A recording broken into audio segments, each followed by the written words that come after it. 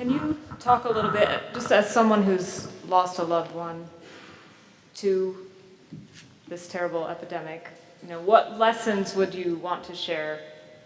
Like, what are the biggest lessons for other parents?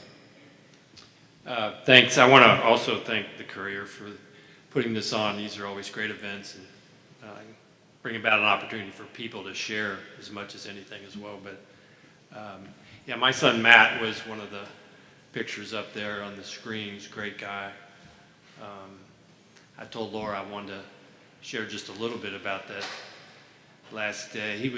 Matt was in the Army. He was airborne out of Fort Bragg, 82nd Airborne. He served in Afghanistan, came back, always struggled with various things that he used and did all along. But actually he went to the VA center, inpatient treatment, about 6 months before he died, and had been clean and sober during that period of time, except on the day of the Oaks, 2014, we came home from being out at the track, we went to our normal place for an exquisite meal after the Oaks, and we bought a sack of White Castles and onion rings home, and Matt was there with his sister, and we had a nice little time there before they were going to go out and do some things and separately. But so anyway, he left, and then he never came home. And Derby Day came about. No Matt.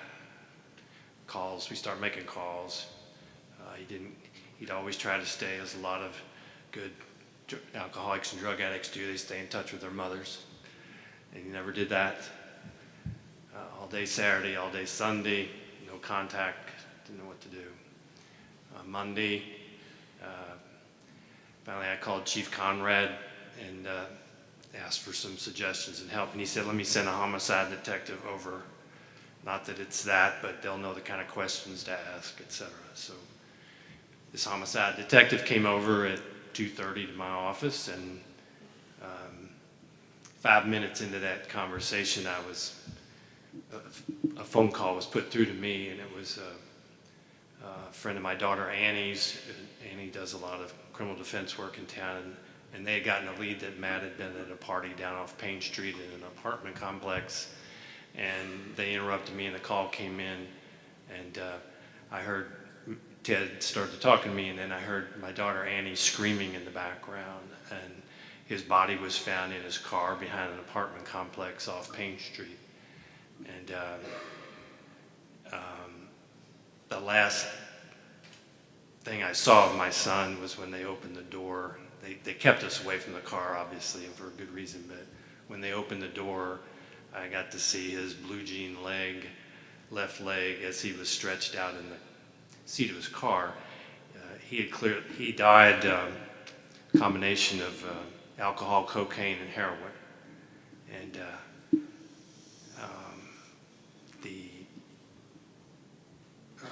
coroner, Dr. Barbara Weekly-Jones, was there on the scene, and she came up and she had searched a couple of his pockets when she went up to him, and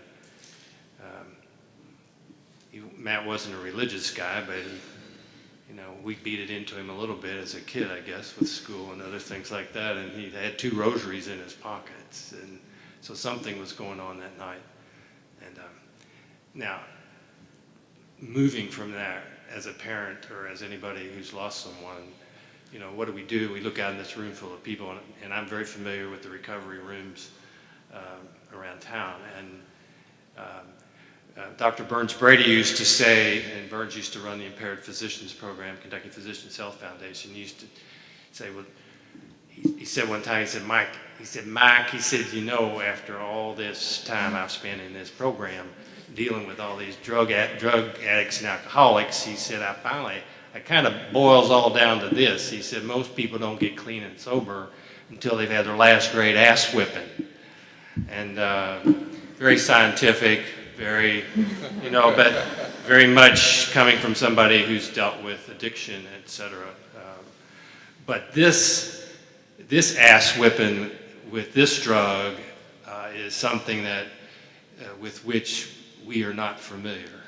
and these great panelists up here with their backgrounds with that. This is, as they say, friends say in recovery, this stuff will kill you graveyard dead.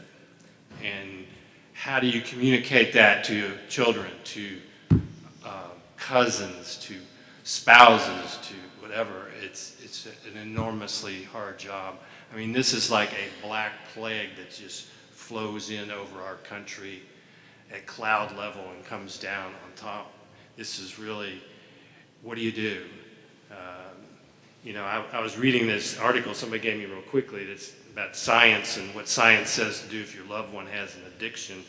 And they define addiction as the National Institute on Drug Abuse defines addiction as compulsive drug use that continues regardless of negative consequences.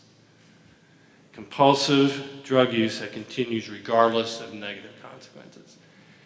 And I can see by people's looks in this room, because you have looks like I've had and have about this, because you know, you can think back on what this does. You see this kind of behavior, and you pray, and you scream, and you holler, and you scratch your skin, and you pull your hair out, and you wonder what you can do.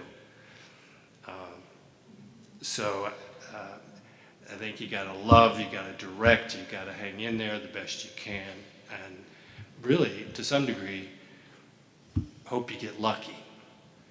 Hope you get lucky, and hope that the person you're dealing with somehow gets their last great ass whipping, so that they can get the help they need, and you know, just by the grace of God. And so thanks again for doing this, and I'll talk about Casey's Law maybe later on here. Okay, that sounds good. Thank you.